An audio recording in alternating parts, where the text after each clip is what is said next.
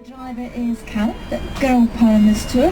The two of us, welcome to Edinburgh, beautiful capital of Scotland. You can't hear me. I'm talking. You can't hear me. Can you hear me upstairs? Yes. Oh, well, upstairs is working, Callum. Can you twiddle something downstairs? Want to sing my favourite song? No? Okay. I did that earlier. I could do 10 green bottles for the capital of Scotland. Now I'm quite sure that many of you will have travelled with us already, in which case, welcome back. Nice to have you with us again. But if this is your first time with us, quick initiation, a reminder for everyone else. Now, 3 things we'd ask all passengers. Ask please not to stand while we're on tour. Please no standing for your safety, the safety of our passengers and our pedestrians down below. Please no standing. Please no smoking on our tour buses. For the comfort of our passengers, I want to do particularly ask you please not use your mobile phones for calls while we're on tour. Please do respect this. Complete tour takes just under the hour, depending of course on the traffic. Last bus of the day leaves from the Waverley Bridge at 6:45. 5:45 this afternoon, 6:45. And that's the Waverley Bridge where we just started from. Till then, running at least every 20 minutes, last bus 6:45. Official stops are marked on your brochure map, an orange dot. You see Edinburgh Tour on the bus stops. And please you must use the official stops.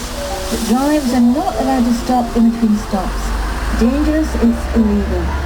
If you're at the official stop, give the driver a wave. There might be a wave to, but also lets them know that you are passengers. Otherwise the bus will continue without stopping. Likewise, at often next official stop, just give the driver a guide plenty of warning. These brochures are very useful on the green section. Just before you flip them open, on the green section, details lots of places where you get a discount if you show your tour ticket. As we go round the tour, I'll try and point out some of these places to you. I'll also try and point out places that are free, that don't cost anything. Also quite useful to know.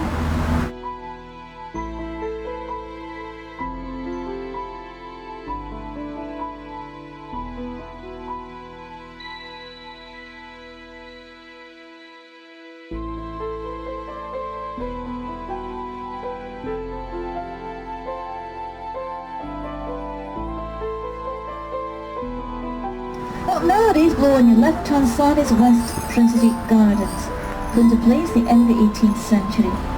High in the sky, up to your left, is of course the castle, and the castle where Edinburgh first started. In fact, excavations over recent years and the rock itself go back to the year 800. That's BC we're told, and that's from carbon dating that we know that.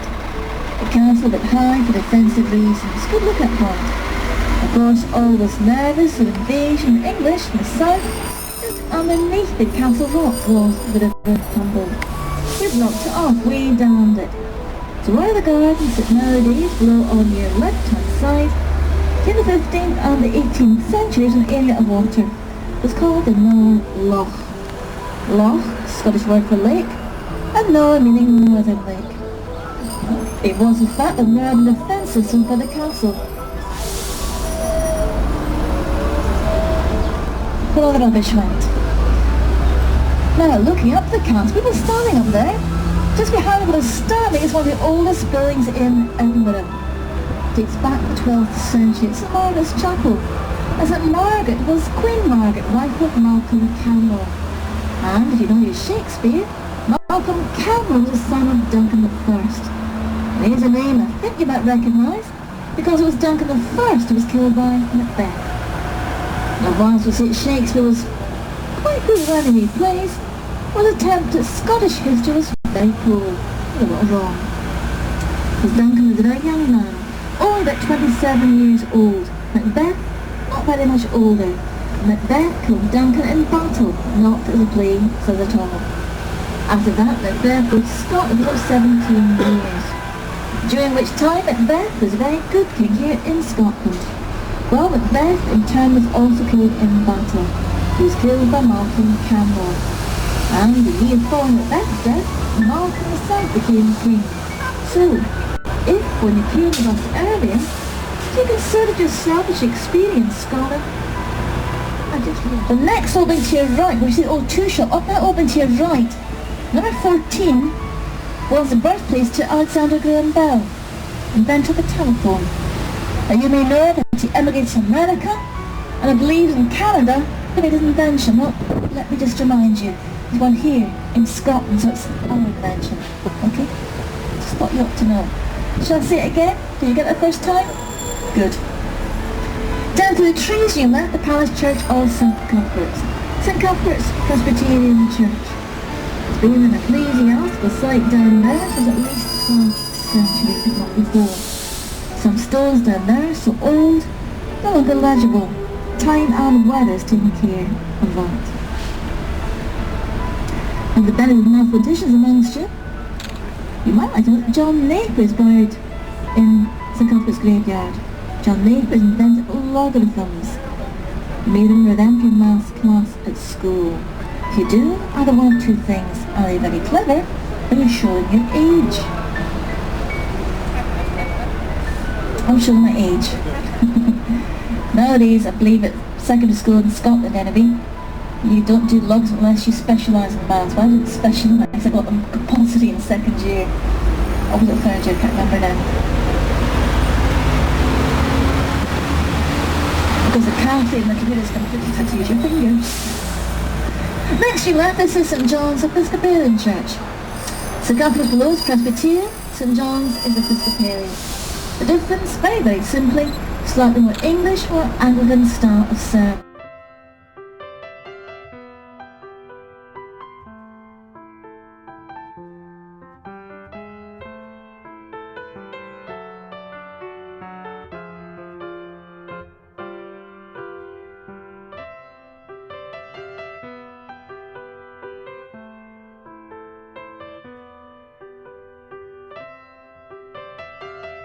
St. John's is a Scottish Episcopalian church. The very tall stained glass windows, when lit on the inside of an evening, on the outside these windows are magnificent. Told the finest example of Victorian stained glass in Europe.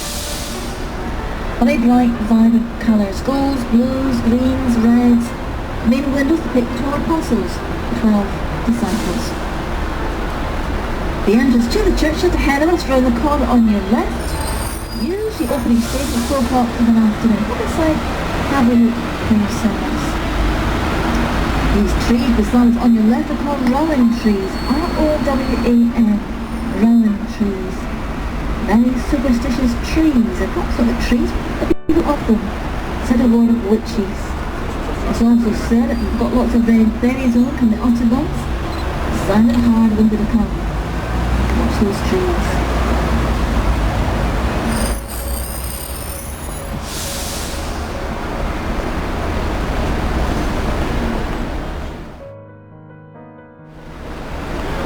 On the bus and you're right looking at us. Look back at them. Come away. Look at them. Look at them. Now they know what I'm talking about them. Ahead of us to your left, this lovely building, the Calvin Hotel.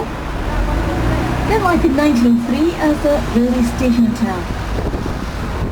Calvin Railway Company, the Princeton Railway Station no longer exists, all absorbed beginning of the last century. It's 5 stars, very grand indeed, of course, many famous people have stayed there, including late the very famous American actor Roy Rogers.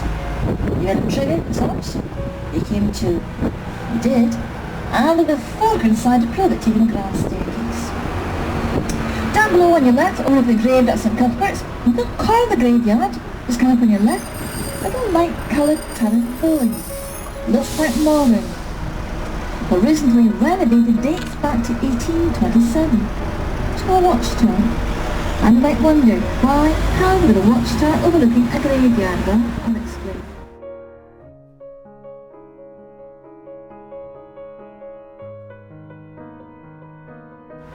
Edinburgh is famous for its School of Medicine, particularly that of anatomy, and the only way they could body to practice on was a criminal was hanged.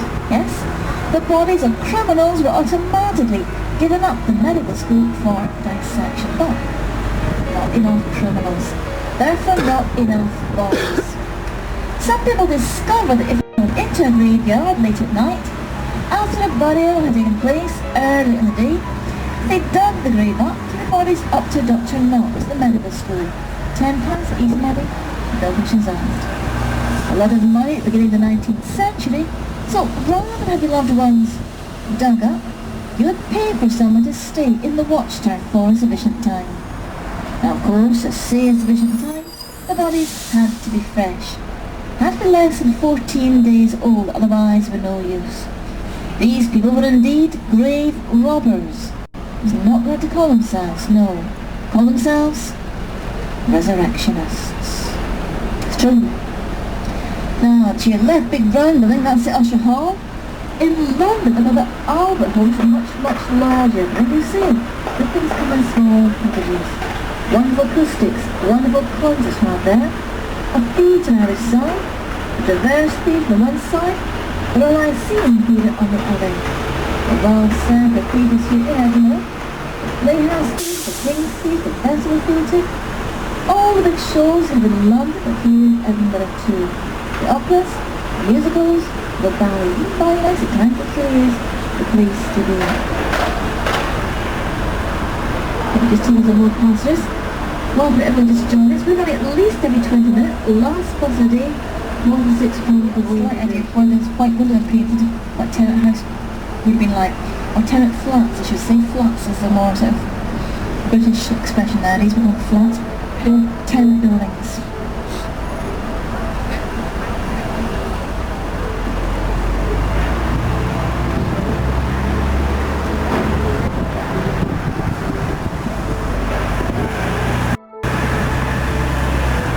The northern and friends sitting along the side of the gate, no longer exists, nothing to see. It is called the West Port, if you're looking for direction. On the next to the transit, that's the West Port. But you go through the West Port, takes you down to an area called the Glass Market.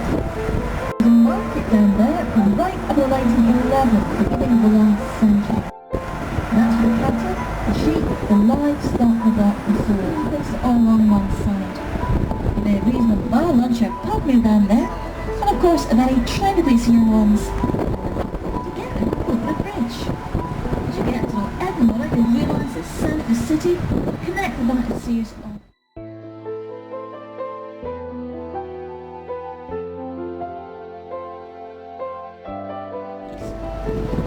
this is the King's Bridge we're on now. Opened in 1932, and statue left and right, the water, King's Stables Road. At one time, an area with a horse would have stayed for the council. Also, an area with many just for the council, especially for you. Well, it's like, on the left looks like Scaffold, but it isn't, it isn't. That was the seating for Edinburgh Military Base, the seating for Edinburgh Military Base. Coming down, that goes back one next year, next June, readiness for the 2008.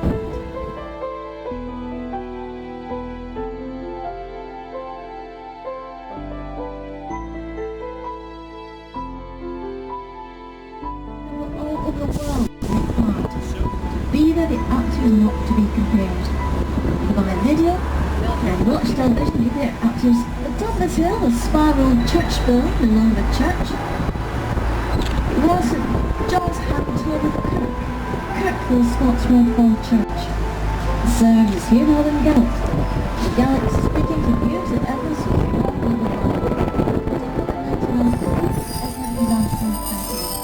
nowadays they call it the Hub, H-U-B.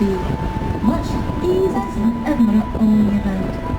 As well as the big Edinburgh International Fest, Science Fest, Book Fest, Jazz Fest, Film Fest, Children's Fest, Comedy Fest, Art Fest, it's just a few.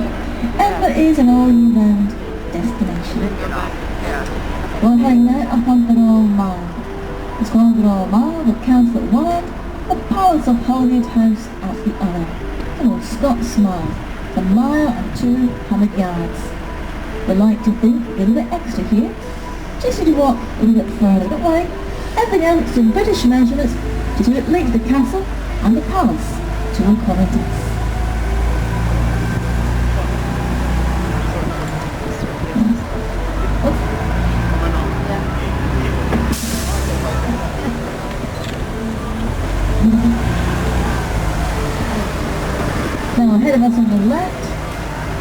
goes in the Royal Mile. Anyone go to the castle, this is your stop.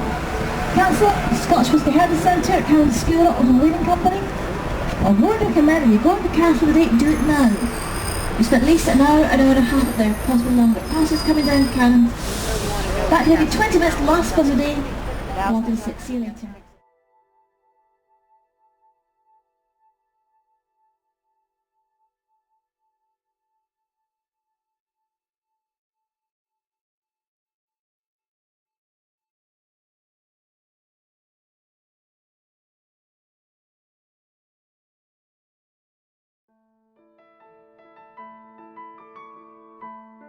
One of the oldest called the Gladstone's Land.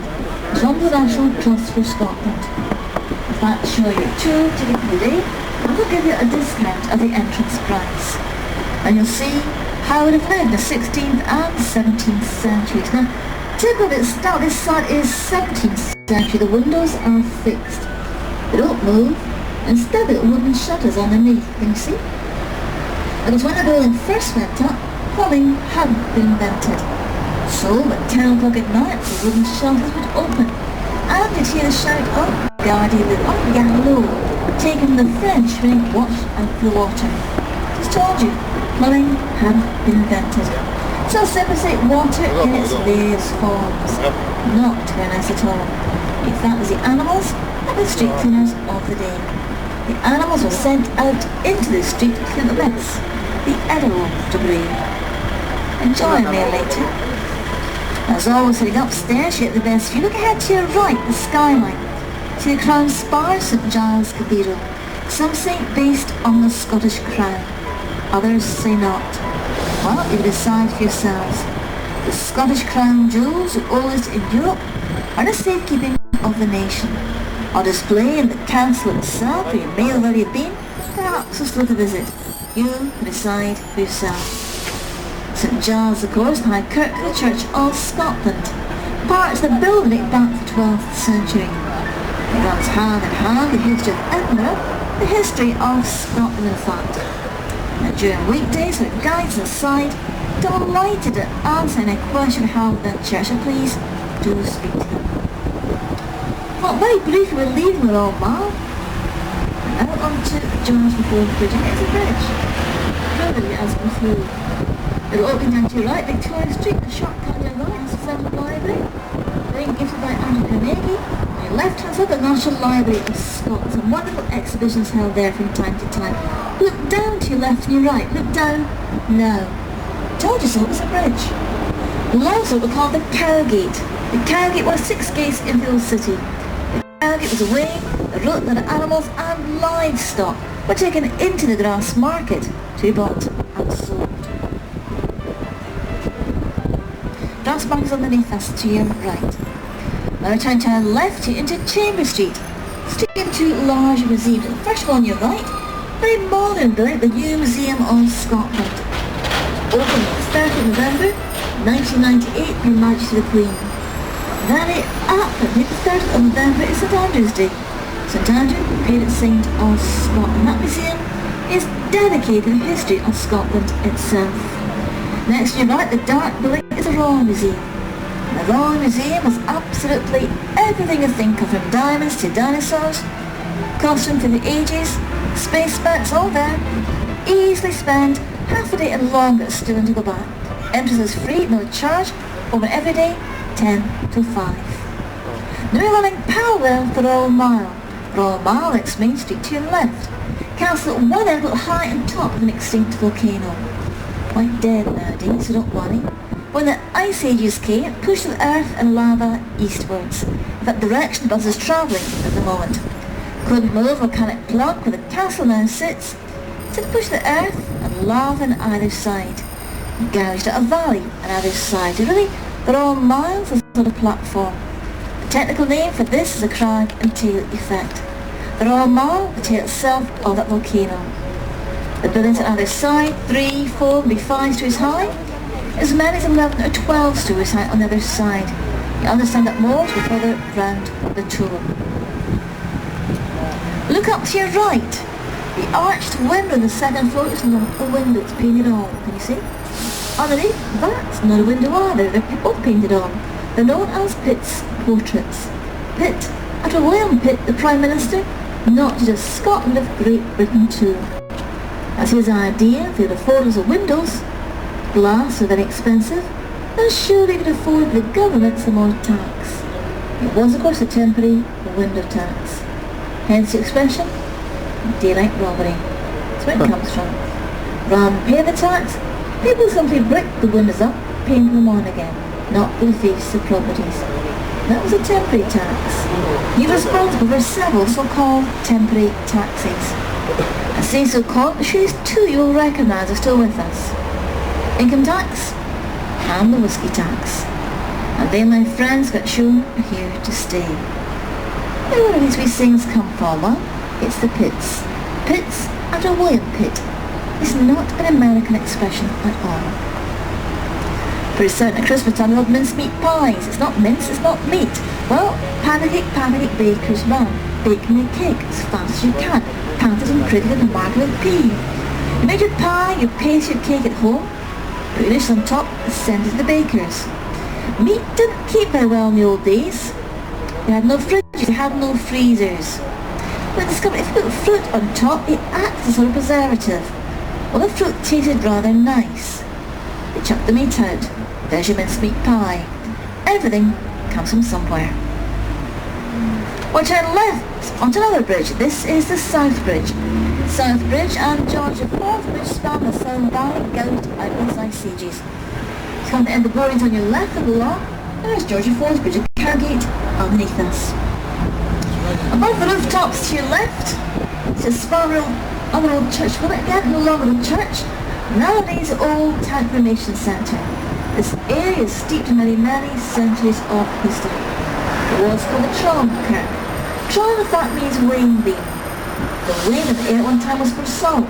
Salt was a very precious commodity. And to make sure the correct quantity was given, they weighed the wooden beam itself. But if you didn't give the correct quantity, you'd be punished. You'd be pinned by ear rope the wooden weigh and left overnight. The next morning, it's sent with a hole in your ear, otherwise you might lose a whole ear if the soul wouldn't like you and cut you down. Then of those who can't see me, perhaps you'll take up both my ears pierced. I promise it's pure vanity and no other reason. Lady in blue, what's your excuse?